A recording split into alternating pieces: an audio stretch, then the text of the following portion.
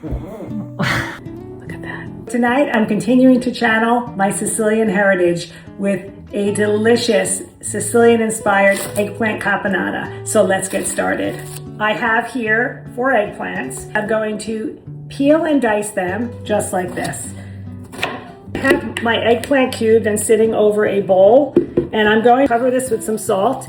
About 20 to 30 minutes, you can do this ahead and let this sit and just let that drain a little bit and release some of its juices. I always choose a sweeter onion. I'll use a couple of cloves of garlic, and I'm also going to add a little shallot in here today. Shallots actually are kind of a cross between garlic and onion. It just provides another depth of flavor and texture. For this dish, I want the onion diced, and then add this to this bowl here and set it aside. Just going to quickly dice up the shallots as well. My shallots diced up, and I'm going to add this here. I'm going to move to some celery stalks here that I washed off.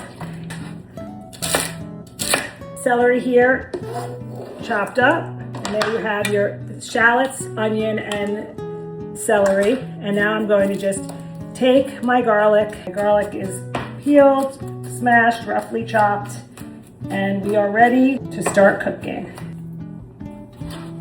Okay, at my stove again, I'm going to add some olive oil to the bottom of the pan. And we're going to heat this up, and we're going to start sauteing the vegetables first.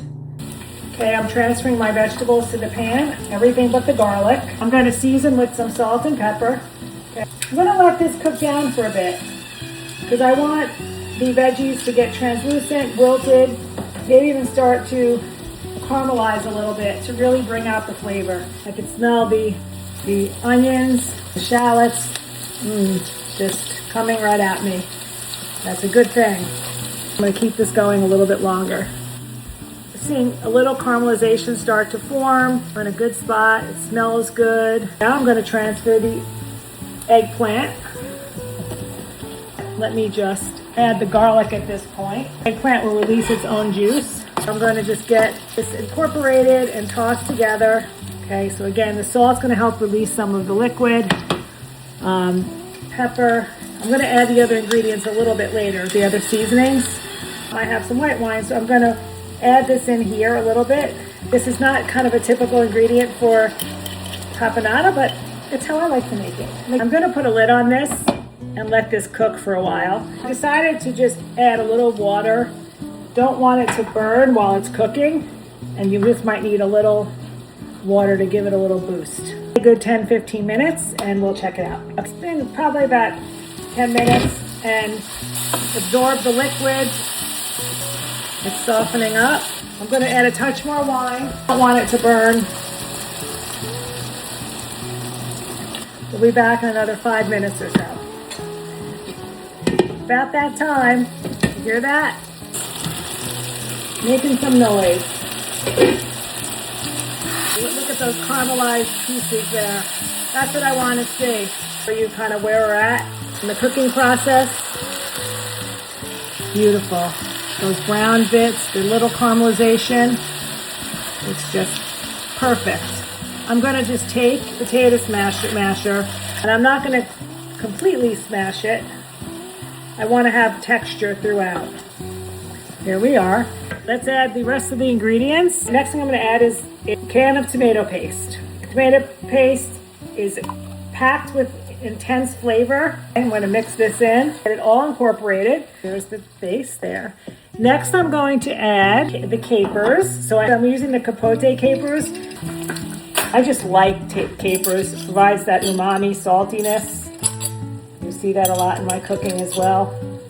I like that balance of sweet and salty. I'm going to add the olives as well. So I have Sicilian olives here. And doing a lot of olives. We like olives.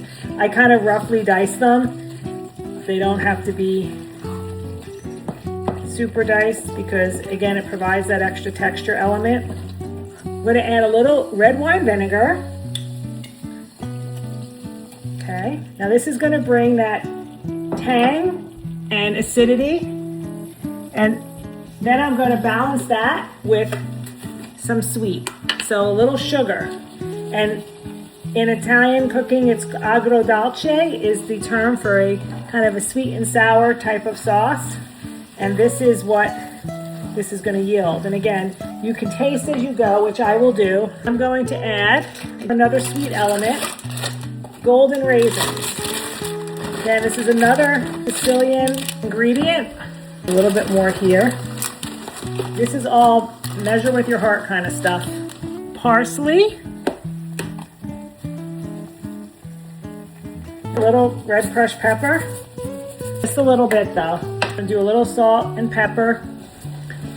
And at each point in time when you're adding, you want to always add a little. Keep building your flavors. I took some lightly toasted pinoli nuts. Actually just toasted them in my air fryer really quick. So look at that. We're going to let these flavors marry a little bit on a lower heat. Just right. Take a look right there. There you go. We're going to plate some up. You can toss this with pasta. You can just eat this with some chunky bread, maybe some mozzarella cheese. And make this on a Thursday or Wednesday, have it on a Friday. Look at that. You can see all the glistening ingredients. Get a pop of the olive and the capers and the crunch of the pinoli nuts, the sweetness and the richness of the tomato, the raisins are your sweetness, the vinegar gives a little tart, the creamy texture of the eggplant. Now we have to see what Phil thinks. Oh my God. I haven't had the same reaction, but it's so good all the time. Ready for this? There you go. Your eyes aren't even open. Heavenly. Thank you, baby.